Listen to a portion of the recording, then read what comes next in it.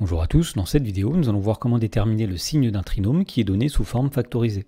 Dans l'exemple, on demande de déterminer le tableau de signes sur grand R des fonctions polynômes du second degré suivantes qui sont données sous forme factorisée. Alors, lorsqu'on veut déterminer le tableau de signes d'une fonction du second degré qui est donnée sous forme factorisée, eh bien, il y a une petite propriété à connaître qu'on peut appliquer. Et donc, cette propriété dit que si f de x égale ax carré plus bx plus c est un trinôme qui peut s'écrire sous la forme factorisée f de x égale a facteur de x moins x1 facteur de x moins x2 où x1 et x2 sont deux racines distinctes de f, et bien dans ce cas-là, le tableau de signes de f, c'est le tableau qui est ici. Autrement dit, sur l'intervalle moins l'infini x1 où x1 est la plus petite des deux racines, et bien le trinôme f est du signe de a, c'est-à-dire du signe du nombre qui est ici. Entre x1 et x2, le trinôme f est du signe opposé de a, c'est-à-dire le signe opposé du nombre qui est ici.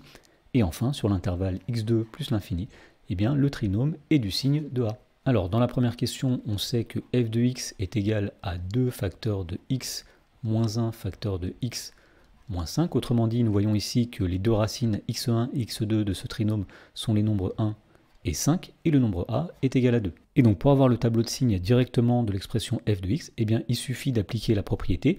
Donc, la première chose qu'on va faire, c'est qu'on va placer dans le tableau eh bien, les deux racines de f, c'est-à-dire les nombres 1 et 5 dans l'ordre, donc 1 tout d'abord et 5 ensuite, et on va dire que sur l'intervalle moins l'infini 1, eh bien f de x est du signe de a, ici le nombre a est positif, autrement dit on met un plus. Entre les racines sur l'intervalle 1, 5, eh bien f de x sera du signe opposé de a, autrement dit négatif ici, et enfin sur l'intervalle 5 plus l'infini, on sait que f de x sera du signe de a, autrement dit positif. Et si on voulait représenter graphiquement la fonction f dans un repère, eh bien il suffirait tout d'abord de placer les racines, c'est-à-dire 1 et 5. Ensuite, on sait que la représentation graphique d'un trinôme, c'est une parabole. On sait que eh bien, cette fonction est positive sur l'intervalle moins 1, 1. Autrement dit, on aurait quelque chose comme ceci. Ensuite, elle est négative sur l'intervalle 1, 5. Donc on verrait que la courbe descend en dessous de l'axe des abscisses sur l'intervalle 1, 5. Et enfin, puisque la fonction est positive après 5, on aurait quelque chose comme ceci. Dans la question numéro 2, on demande de déterminer le signe de g de x égale moins 4 facteur de x plus 2 facteur de x moins 1 tiers. Alors, pour déterminer le signe de cette expression, il va falloir tout d'abord la mettre sous la forme a facteur de x moins un nombre, facteur de x moins un deuxième nombre. Donc ici, nous avons le nombre moins 4 qui va être le nombre a, facteur de x plus 2. Alors x plus 2, on peut dire que c'est x moins 2.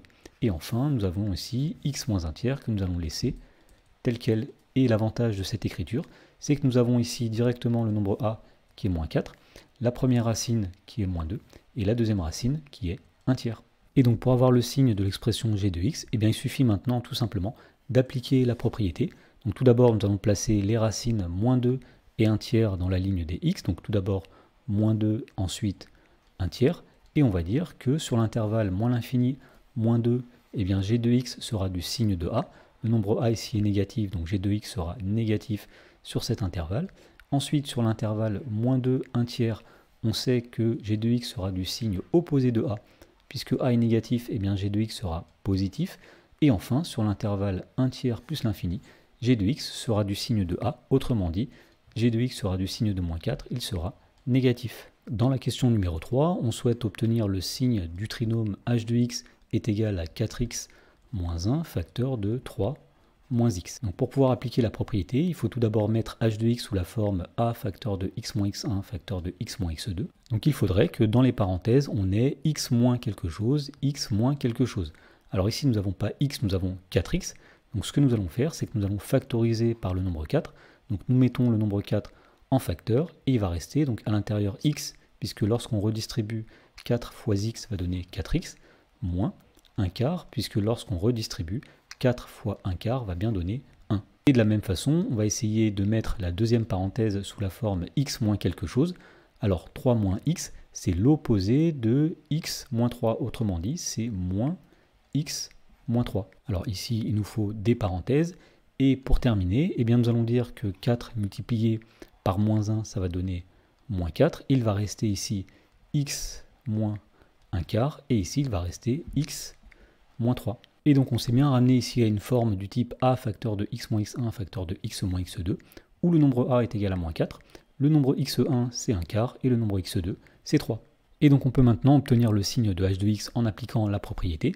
Alors on va placer tout d'abord les racines de h, c'est-à-dire 1 quart et ensuite 3. Alors sur l'intervalle moins l'infini 1 quart, on sait que h est du signe de a. Le nombre a ici est égal à moins 4, autrement dit, h de x sera négatif sur l'intervalle moins l'infini 1 quart. Ensuite, sur l'intervalle 1 quart, 3, eh bien on sait que h de x sera du signe opposé de a, autrement dit, du signe opposé de moins 4, c'est-à-dire positif.